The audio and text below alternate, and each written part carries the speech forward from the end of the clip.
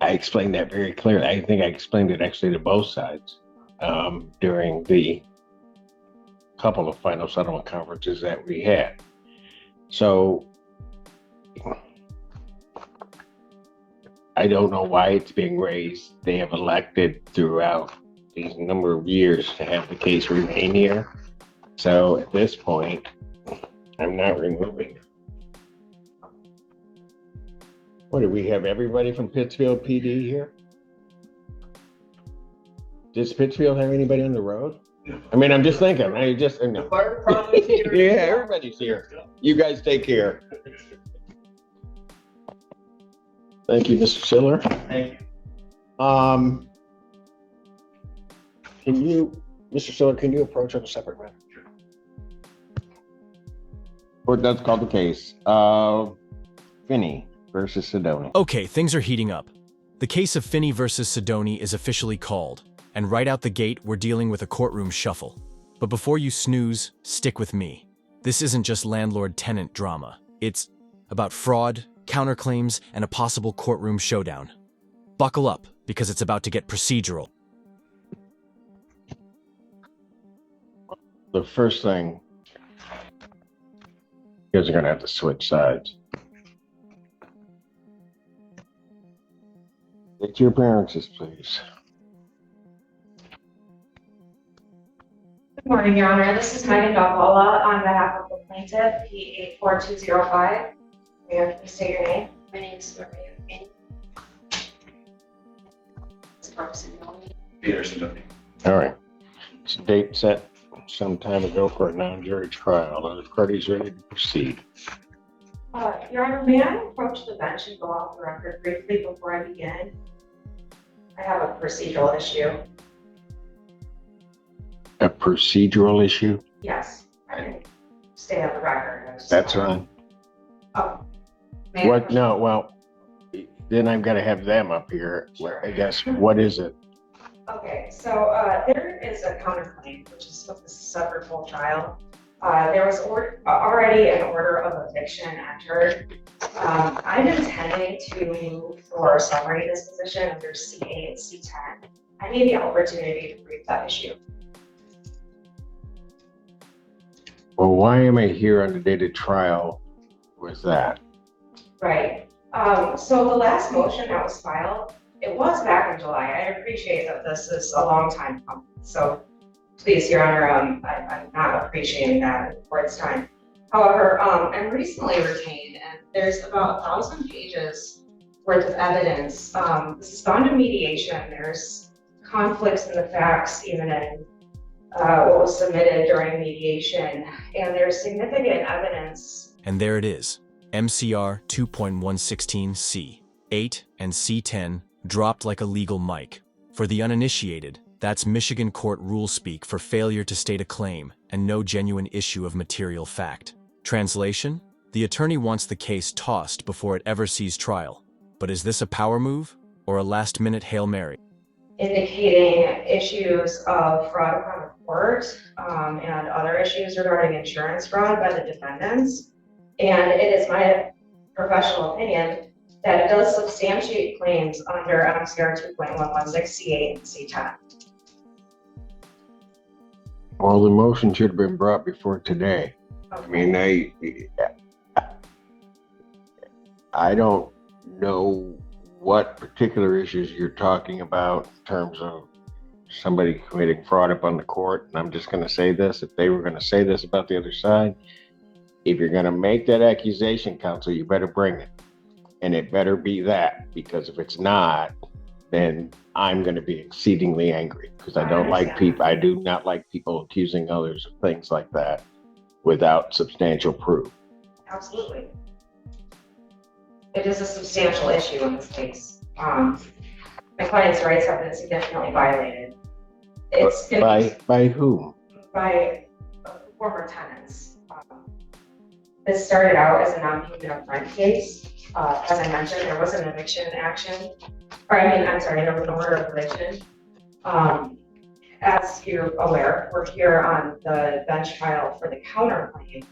I don't take a claim of fraud upon the court lightly. there is significant evidence to present that. And I don't want to disparage my client's rights by not attempting to have this dismissed under C8 and C10.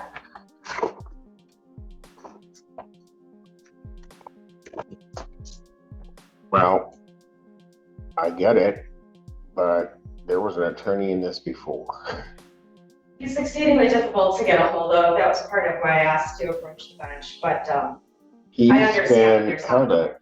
He was in court here Monday, so I don't know Okay. why he's not that difficult to get a hold of. okay.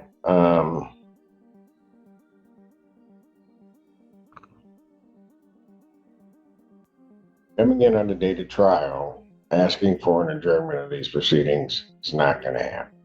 Okay. So you guys either can try to resolve this thing, or we're going to try it. Okay. Fair enough.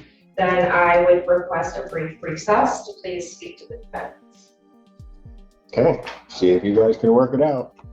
Court's going to stand in recess. 14A District Court back in session, the Honorable Jake Sederson. You may be seated.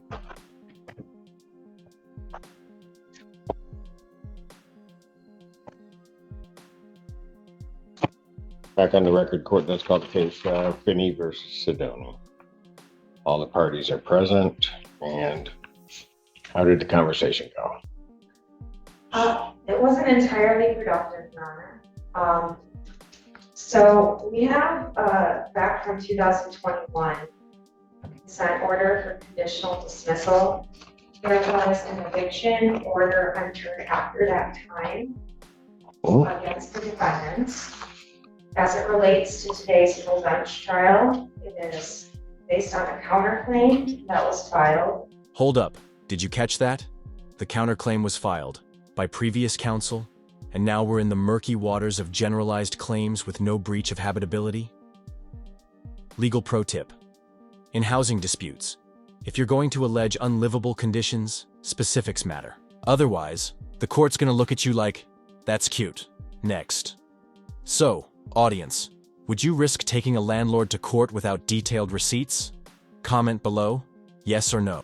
On February 12th, 2021.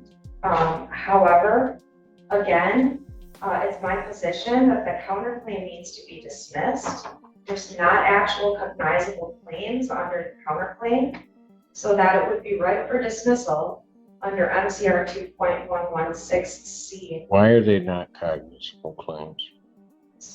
The claims are not cognizable as defendants are now pro per in this case. This was filed by their previous counsel.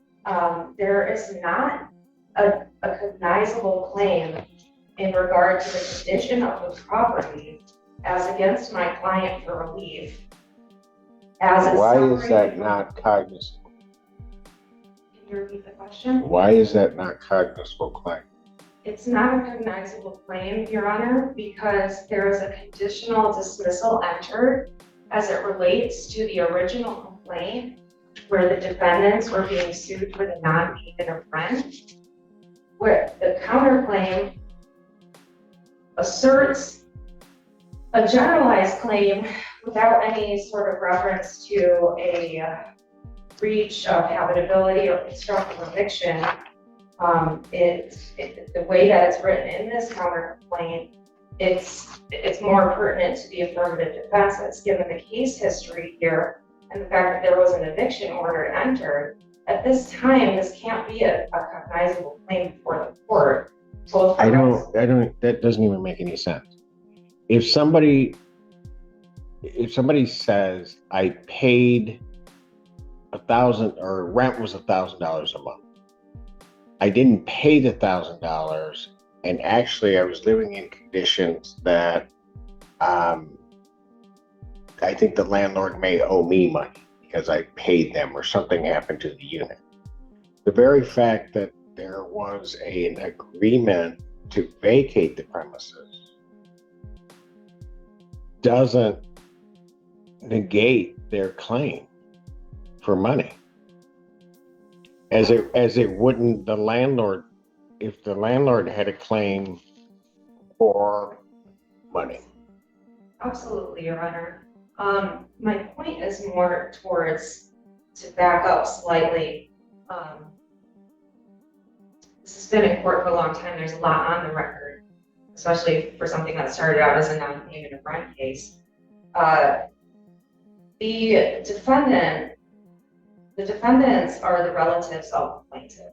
I'm aware. There's I'm aware of a whole lot in this case. There are facts in the counterclaim that are very generalized. There's not a factual section or actual claims after that.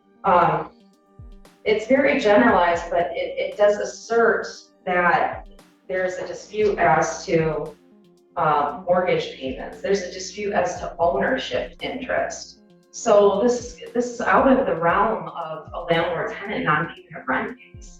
And it's not a cognizable claim under the statutory law for those damages. Secondly, You keep saying that. Give me some case law that says that. Okay.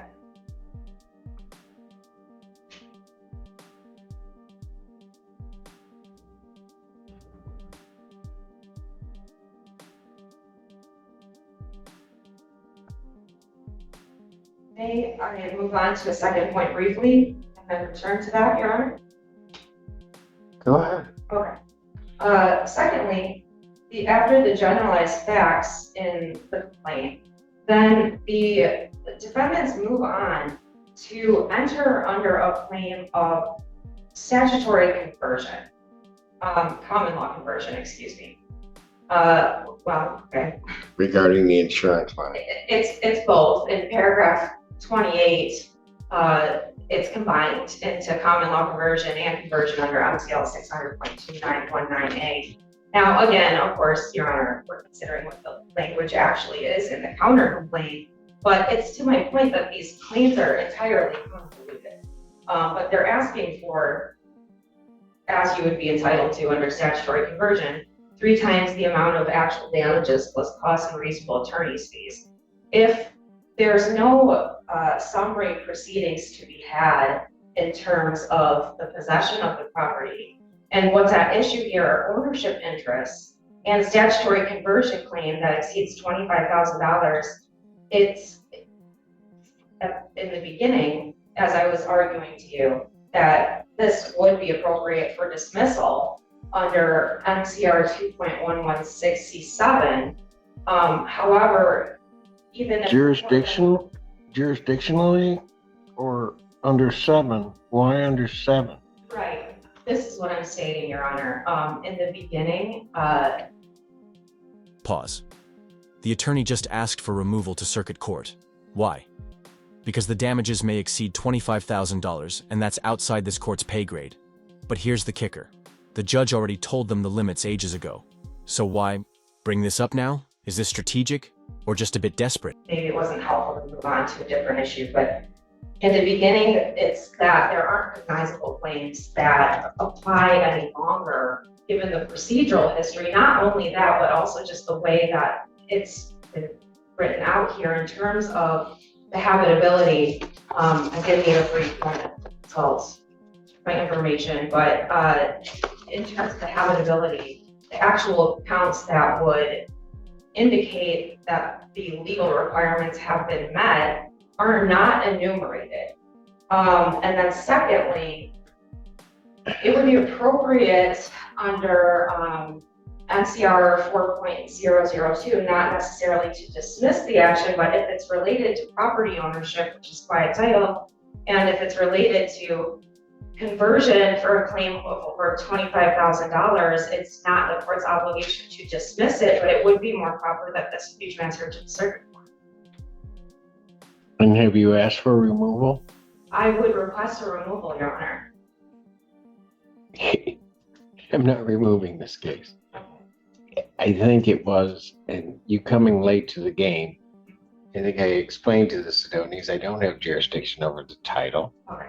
I also explained to them that my jurisdictional limit was $25,000. I explained that very clearly. I think I explained it actually to both sides during the couple of final settlement conferences that we had. So I don't know why it's being raised. They have elected throughout these number of years to have the case remain here. So at this point, I'm not removing it.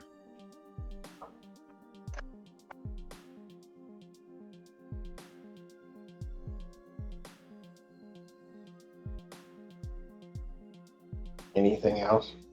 I mean, I have to object to proceeding on a full hearing at this time. For On what grounds? the numerous reasons I've stated. You've stated a lot of gobbledygook is the only way I can explain it. You May I haven't given approach- me a may I reason. approach the You bench? haven't given me a reason why it shouldn't proceed today. This matter has been set for trial today. I have given a lot of leeway to both parties, I think, in terms of trying to make sure to try to resolve this case, to try to find a way to do it, sent them to mediation. They went through basically a mediation with me regarding this case on a couple of occasions. And it's come down to the date of trial. And now you come in wanting further delay. And I'm not delaying this. It's not that at all, Your Honor. I just want to do right by my client. I was hoping I could approach the bench. I understand there's not another attorney and a party will also have to be able to. But I would like to go off the record for a moment if it's acceptable to you.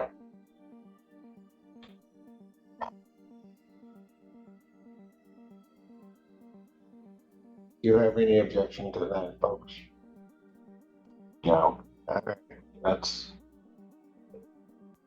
You may or may not The be judge aware just of, dropped a truth bomb. 'cause Representations you got made by caught the with client one. don't match up, I'm not and saying the caught in attorney's the reaction sense says of it all. Whatever. Blindsided. Of a At this statement point, that she made, you can which almost is hear the absolutely contrary sound of to what attorney-client she trust said before. cracking. Ever seen a lawyer ask to withdraw mid-trial? You're watching it now. I don't know how we're going to have this conversation, but let's do it this way. We can go off the record.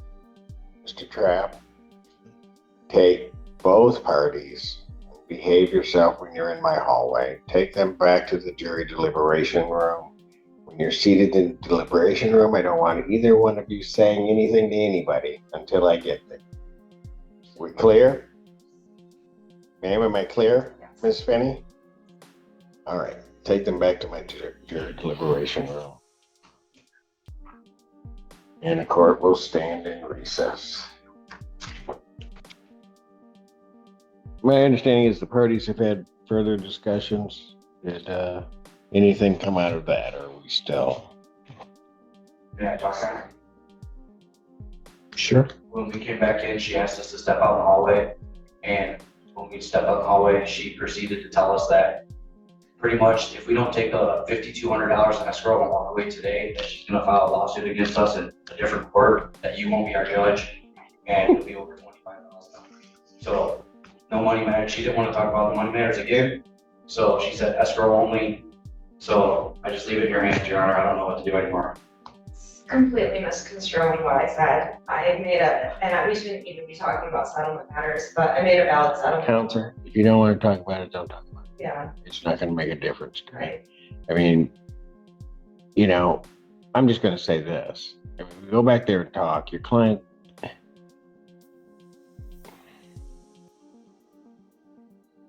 I'm going to let you put the testimony on, but there are certain representations that she's made to this court that you may or may not be aware of, because you got caught with one. I'm not saying caught in the sense of whatever, of a statement that she made, which is absolutely contrary to what she said before. Right. All right, are we ready to try this? To be let off the case at this time? You're looking to withdraw? Yes.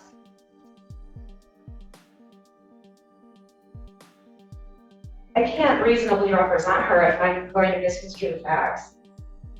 Well, it's not an issue of you misconstruing the facts. I'm just telling you that there have been certain representations made on the record, which I will tell you were different than what was said today. And I will tell you, counsel, I can tell by your reaction that you did not know that. So if you are going to move to withdraw, I'm going to step off, and you probably need to have a detailed conversation with your client about that. The court's going to stand in recess. Everybody can remain seated. Court does call the case of Finney versus Sedona. Parties are present. The record should reflect I've had an opportunity to talk with the parties, and parties have come to a resolution. I'll state it on the record and then ask for the concurrence that is the agreement. Parties have agreed to a full and final settlement of all claims that could have been raised in this case or have been raised in the amount of $10,000. That will be in favor of the Sedonians. That $10,000, the amount of $5,263.17 will be released to the defendants from court escrow. The remaining amount of $4,736.83 will be paid by Ms. Finney to the Sedonians in monthly payments over a 2-year period. And counsel, that amount, what was the amount per month that you came up with? That was $197.33. All right, per month for 2 years. When did she wish to begin those payments? Next month. April? Okay. Is there a particular date in April? Like the 30th. And that's the gavel drop moment. After all the fireworks, fraud allegations, jurisdiction fights, and hallway drama, the case settles for $10,000 split between escrow and payments. The legal system may be slow, but sometimes it delivers closure. So what do you think?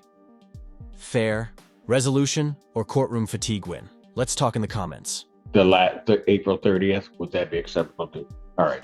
Beginning April 30th, 2025, until that is paid in full. Should the defendant miss a payment, default on the payments, an additional amount of $5,000 will be added to the $10,000 figure. The Sedonians would then be entitled to a judgment in that amount, less any payments, which is inclusive of the escrow that have been made. All right. Also, I am the oral motion of counsel to withdraw once the order has been prepared. I will grant that, so that after that, the order is signed, she will have no further obligation to this case unless she undertakes it in some other way.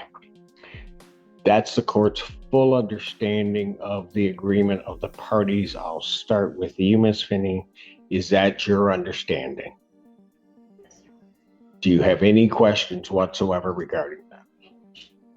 And I will ask this because of what occurred. You are satisfied with the efforts of your attorney in representing you today in this matter? Yes. All right, great. To the Sedonians. Mrs. Sedoni, is that your understanding of the agreement? Yes. Do you have any questions regarding that agreement? And you are satisfied with that agreement? Mr. Sedoni, is that your understanding of the agreement? Yes. Do you have any questions regarding the agreement? And are you satisfied with the agreement? All right, very good. I will await the order, then I will sign it. I will thank all of you for working this out today. It has been a long haul, but I think it certainly has resolved in the best interest for all of you. And I wish all of you the best in the future. All righty. Thank you.